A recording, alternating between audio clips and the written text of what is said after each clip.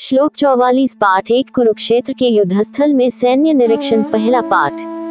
उत्सन्न कुल धर्माणा मनुष्याणा जनार्दन नरकेनियत वासो भवतीत्यनुशुश्रुम।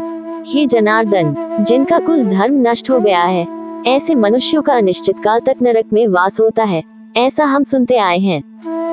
44 व्याख्या। इस श्लोक में धृतराष्ट्र के पुत्र दुर्योधन और अन्य कौरवों के कर्मों पर गहरा आश्चर्य और दुख प्रकट किया गया है। दुर्योधन इस बात का एहसास करता है कि अपने स्वार्थ और राज्य की लालसा के लिए वह अपने ही परिवार के लोगों को मारने के लिए तैयार है। वह समझता है कि यह कितना बड़ा पाप है कि वे केवल राज्य की सुख समृद्धि के लालच में अपने रिश्तेदारों और आत्मियों को नष्ट करने पर आमादा हैं। यहाँ पर अहोबत शब्दों का प्रयोग एक प्रकार के आश्चर्य और गहरे दुख को व्यक्त करता है, जो इस बात से संबंधित है कि कैसे महत्वपूर्ण और पापपूर्ण कार्यों की योजना बनाई जा रही है। ये श्लोक युद्ध की विडंबना और उसकी दर्दनाक सच्चाइयों को दर्शाता है, जहाँ परिवार और संबंधों की कीमत सत्ता और भौतिक सुखों के सामने नगण्य हो जाती है। दुर्योधन के इस समर्पण और लालच की गहन आलोचना इस श्लोक के माध्यम से की जा रही है। श्लोक 45 पाठ 1 कुरुक्षेत्र के युद्धस्थल में सैन्य निरीक्षण पहला पाठ।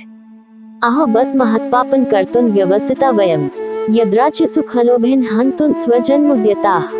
हाँ, शोक, हम लोग बुद्धिमान होकर भी महान पाप करने को तैयार हो गए हैं, जो राज्य और सुख के लोभ से स्वजनों को मारने के लिए उद्यत हो गए हैं। 45 व्याख्या। इस श्लोक में अर्जुन ने भगवान श्री कृष्ण से कहा है कि अगर युद्ध में शस्त्रधारी लोग यानी सेनापति मेरी हत्या कर दें और मुझे प्रतिकार का कोई साधन न मिले, तब भी मेरे लिए यह अधिक कल्याणकारी होगा। अर्जुन का ये कहना है कि यदि उसका सामना शस्त्रधारी कौरवों से होता है और उसके पास आत्मरक्षा के लिए कोई भी उपाय नहीं होता, तो भी उसकी मृत्यु उसकी आत्मा की शांति के लिए लाभकारी होगी। अर्जुन का ये भाव है कि यदि युद्ध में शस्त्रधारी कौरव उसकी रक्षा नहीं कर सकते और उसकी मृत्यु हो जाती है, तो यह उसके लिए एक सुरक्षित और उचित स्थिति होगी। ये श्लोक उस समय की मानसिक स्थिति को दर्शाता है जब अर्जुन युद्ध के दौरान अत्यंत असहज और निराश महसूस कर रहा है और उसकी स्थिति युद्ध करने के लिए अनुकूल नहीं लगती।